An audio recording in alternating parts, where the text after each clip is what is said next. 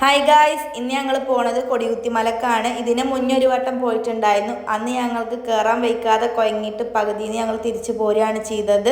പക്ഷെ ഇപ്രാവശ്യം ഫുള്ള് കയറുന്നുള്ളൊരു പ്രതീക്ഷയിലാണ് പോണത്. എന്തായാലും ആ പ്രതീക്ഷ തെറ്റിയില്ല. ഞങ്ങൾ ഫുള്ള് കയറിയിട്ടുണ്ടായിരുന്നു.